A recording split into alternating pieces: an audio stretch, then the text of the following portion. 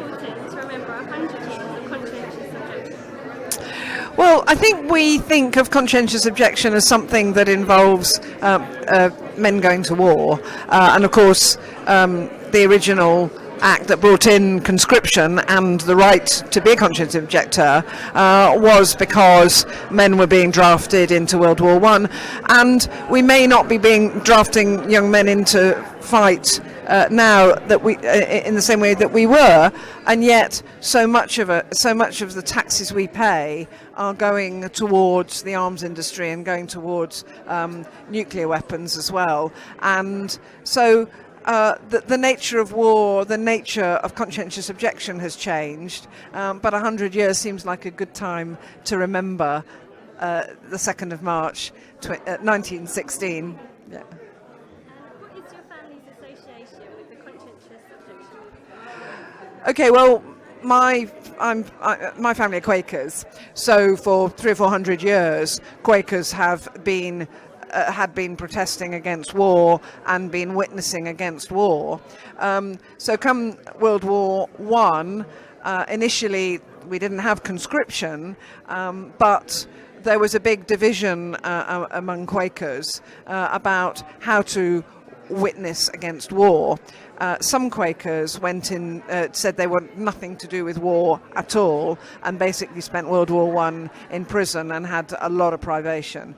My family, most of from what I know, many of my forebearers decided that they should play an active role in relieving some of the impact of war. So they set up the Friends Ambulance Unit, which or worked in the Friends Ambulance Unit, which was set up by Calder Colchpole and so on. So actually both my grandfathers, Edwin Cadbury and Paul Cadbury, went to work for the Friends Ambulance Unit, as did another Cadbury called Lawrence Cadbury. Meanwhile, Lawrence Cadbury's brother Bertie decided he would fight, and Bertie was quite a famous World War I fighter pilot. And the Quaker White Feather Diaries have examples of their letters between each other, and they can all be found on the White Feather Diaries website.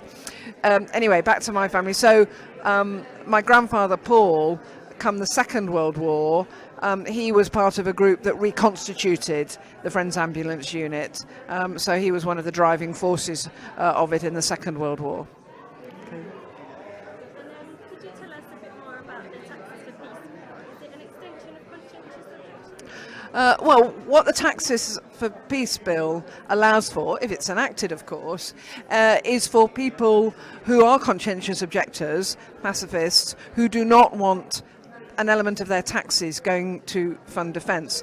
And unlike in previous campaigns that Quakers and others were involved in the 70s and subsequently, where people withheld elements of their taxes, what this is enabling a taxpayer to say, I want that element of my taxes to be hypothecated for peacekeeping and to be used by the Ministry of Defence for peacekeeping, part of a budget that is already funded by taxpayers anyway. So that's the gist of the bill. Finally, if you had a message for David Cameron on foreign policy, what would it be? Well, my main message to David Cameron on anything related to this is let's not renew Trident. We don't need Trident.